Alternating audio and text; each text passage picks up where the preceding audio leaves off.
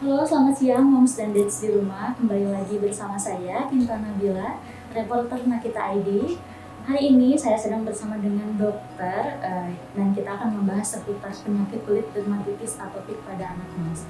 Nah, mungkin dokter boleh perkenalan diri dulu.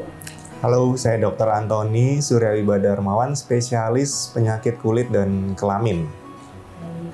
Nah, dokter boleh dijelaskan nggak sih sebetulnya penyakit dermatitis atopik itu seperti apa, dokter? Nah, dari definisinya sendiri atau artinya, penyakit dermatitis atopik itu adalah peradangan kulit yang kronis dan residif. Kronis dan residif kan artinya dia kronik dan berulang-ulang. Dan biasanya disertai oleh rasa yang gatal.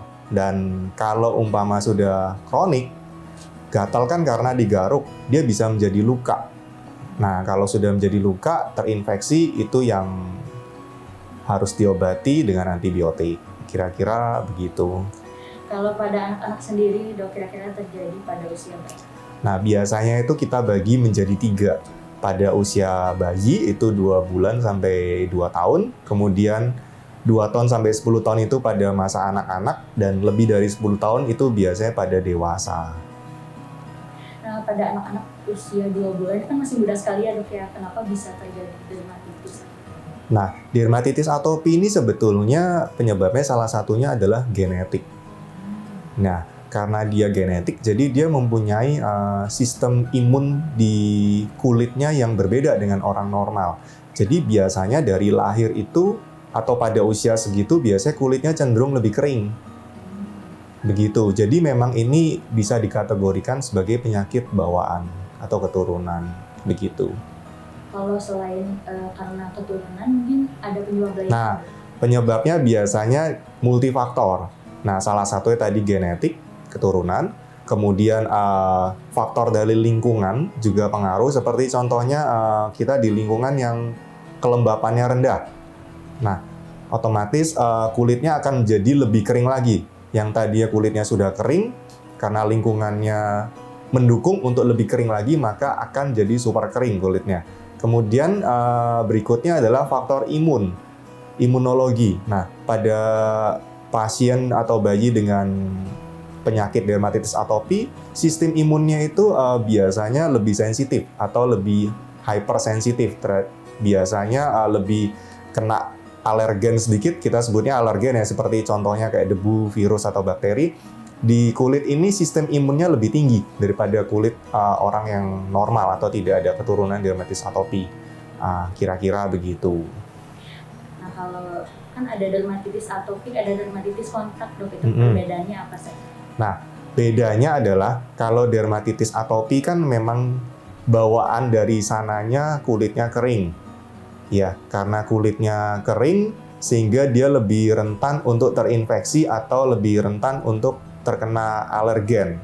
Jadi gatalnya lebih cepat dibandingkan kulit normal. Sedangkan kalau dermatitis kontak, dari namanya ada kata kontak, berarti kita harus terkontak sesuatu untuk menjadi dermatitis. Nah, kontak ini juga tidak langsung habis kena kontak, umpama contoh nih, kena sabun, tidak langsung jadi dermatitis. Jadi kontak ini perlu untuk waktu yang lama. Jadi dia ada grafiknya, kontak lagi, nanti di mana pada puncaknya dia baru terjadi eksim, dermatitis begitu. Nah, kontak ini sering pada sabun cuci tangan biasanya karena sering, atau bahan kimia gitu kira-kira. Jadi perbedaannya lama waktu munculnya si reaksi alergi dan keturunan. Karena dermatitis atopi memang dia sudah ada gen untuk kulitnya kering. Begitu. Tapi yang atopi ada kemungkinan untuk terpapar alergen juga seperti debu tadi ya? Iya, ada. Itu salah satu penyebabnya, karena penyebabnya kan dari faktor internal dan faktor eksternal.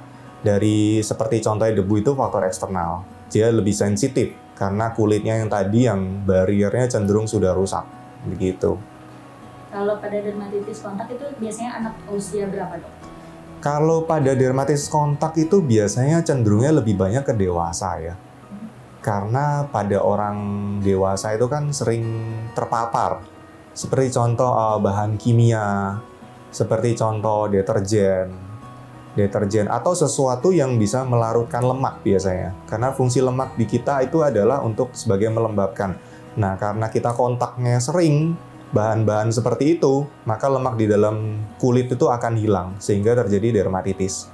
Biasanya begitu. Sedangkan pada bayi lumayan agak jarang karena masih dikendalikan oleh orang tuanya juga kan. Biasanya begitu. Jadi untuk dermatitis kontak berhati-hati dengan produk ya, Dok ya? Biasanya begitu, iya, biasanya begitu. Mungkin ada tips untuk memilih produk pembersih yang aman untuk dermatitis? Dermatitis atopi, iya. Boleh. Jadi sifatnya kan sebetulnya kita itu harus melembabkan kulit. Nah, melembabkan kulit otomatis kita harus memilih produk yang tidak boleh menghilangkan tingkat kelembapan kulit. Sebagai contoh kalau umpama pilih sabun.